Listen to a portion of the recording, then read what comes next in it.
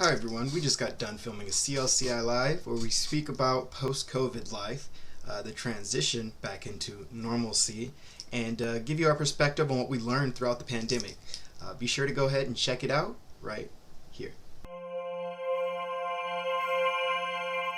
So let's talk about that. So I'm going back to work. I have to go back to work. Oh my God, I got to be around people. Kyle, he's in the office two times this week in his other job. How do we deal with, how do we have clients that are doing this? You know, they're like, oh, I got to get back to work. What can they do to help manage the anxiety that comes with reintegration? Because it is a thing. I think that you have to accept whichever emotions you are experiencing as they are, because I think what we kind of forget through this process, it's been a long one. I'm not the same person I was a year ago. I'm going to have different emotions about different things when I'm in an environment that I have not been used to being in for over a year now. So I think accepting the emotions that come with being in even scenarios that you thought you were used to, I think they're different just because you have a different perspective on those situations now, because we change over time, and a year is a long time. I'm assuming most of us have changed in many different areas over the course of the last year. So I think accepting your emotions, it's a big one, because without that, I don't know that you can really progress into a direction that really assists you in that space of potential anxiety is kind of what I'm getting here, potential trepidation, kind of like what we're speaking about, getting back to what we were doing or what you thought was normal. But again, it's a bit different because you have a different perspective and mindset on certain things. I know. Oh, go ahead, Lisa. Get a support system, right? Yeah. Get a coach, getting someone who is not going to chastise you for what you're feeling, but have the ability to be able to bounce stuff off of someone that's going to hold your heart carefully. I know too, for me, being somebody who is socially awkward, it's a result of several things. I just have always been kind of a solo artist. I have been somebody who is very much in her head, and who I also have ADHD, and that's actually part of ADHD is feeling like you don't fit in and you don't make sense. And so I always feel awkward in my interactions. And I know there was a period where I went way too long without being in front of another human being, and I felt like every time I was talking to somebody or anything, I was babbling, because when I get nervous, I talk more. I'm like, blah, blah, blah, blah. Like if I'm quiet, it means that I'm comfortable. If I am talking your ear off, it's probably because I'm pretty uncomfortable. So I always think, okay, I look like a giant spaz, like, and that of course is going through my head, and you know, and I would get this, just you know, you do that self-analysis thing where you wonder, okay, am I really just this socially awkward and weird and crazy, and how do I appear when I come out to people?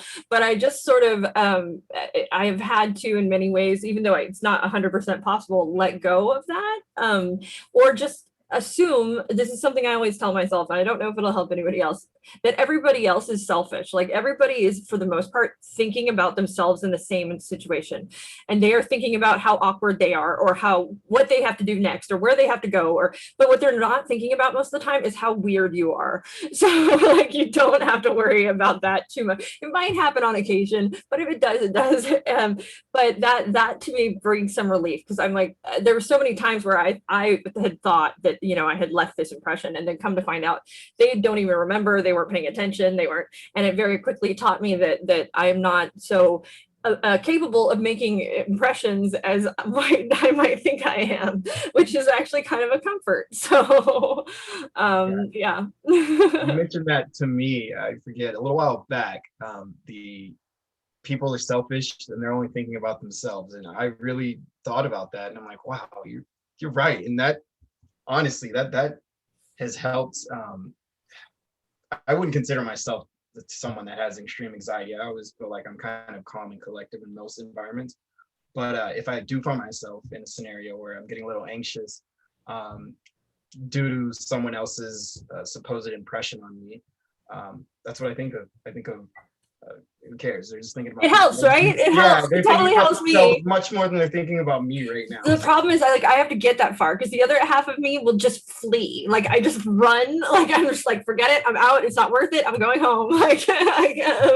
It's just because that for me is another safety net. Like and it has nothing to do with COVID. It has nothing to do with any of this. It has entirely to do with just me being a socially awkward weirdo. So.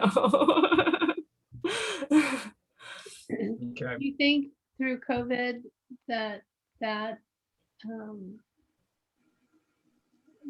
thinking of yourself as socially awkward weirdo, do you think that's stayed the same, gotten bigger, smaller?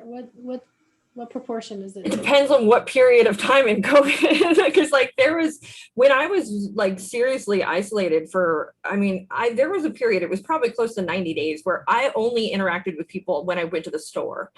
And that I started to feel crazy. Like I started to wonder if I was losing my mind at different points. The only thing that kept me sane was Zoom, was you guys, was like being able to go to class, was like that was literally what kept me sane during those periods, because otherwise I think I would have gone bonkers. I really do. And there were plenty of times in those moments where I was like, you are batty. You've turned into that crazy recluse woman that cannot interact with people normally. What is wrong with you? But then I quickly found out, okay, that's not entirely true. Like I mean, we are like we can have moments of but then we can quickly return. Luckily, we're capable of rebounding and resilience. So The opportunity to learn more about ourselves. Did you feel like you learned more about yourself during those 90 days, and then as you I learned, I mean, I will say I've learned a lot of what I'm capable of. Like the very fact that I can survive